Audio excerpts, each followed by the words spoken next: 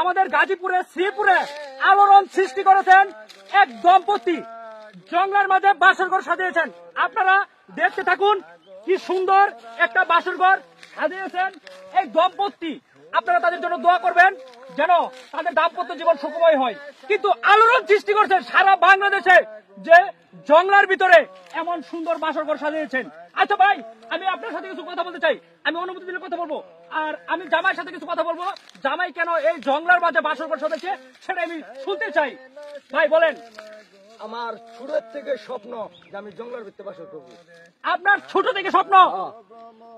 দর্শক, যে দাম্পত্য দেখতেছেন জামাই এ বউ, তাদের জামাইয়ের ছোট থেকেই অনেক স্বপ্ন যে জঙ্গলায় বাসর করবেন। তাই দেখুন আপনারা কি সুন্দর করে বাসর ঘরটা সাজিয়েছেন। অসাধারণ। দর্শক, আমাদের গাজীপুরে এই প্রথম আলোড়ন সৃষ্টি করছেন আমাদের এক দম্পতি শ্রীপুরে। দর্শক, আপনারা দেখতে থাকুন। এই দম্পতি জীবন সুখময় যেন হয়, আপনারা দোয়া করবেন। আর আজকে আমি এই প্রথম দেখলাম, আমিও আশানক হয়ে গেছি যে এই দম্পতি কেন জঙ্গলায় বাসর করতে আসছেন। দর্শক, আপনাদের কাছে আমার প্রশ্ন রইল যে আপনারা আর কোনোখানে দেখছেন কিনা যে জঙ্গলের ভিতরে এমন সুন্দর করে বাসর ঘর সাজাইছে কিনা। আপনারা অবশ্যই জানাবেন আরো কোনো এরকম হয়েছে কিনা। কিন্তু আমাদের গাজীপুরেই ভাই, এই যে দেখেন এখানে বাসর ঘর সাজিয়ে আরেকজন গান গাইছেন। আচ্ছা ভাই, আমি কিছু প্রশ্ন করতে চাই আপনাকে।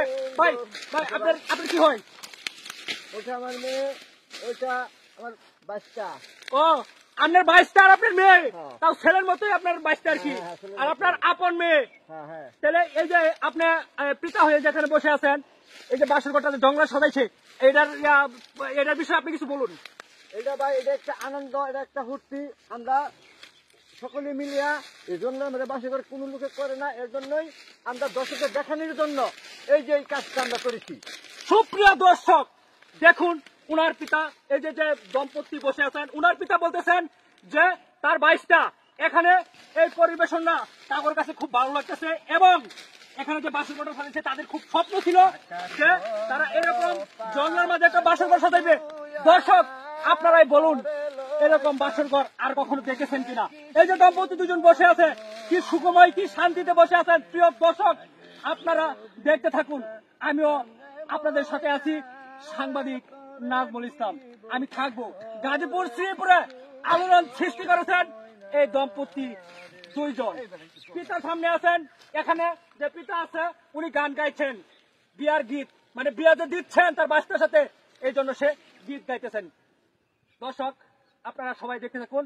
সকলকে অসংখ্য ধন্যবাদ। বাসরঘরটা কেমন হয় আপনারা দেখতে থাকুন। আমি বিদায় নিচ্ছি, নাজমুল ইসলাম।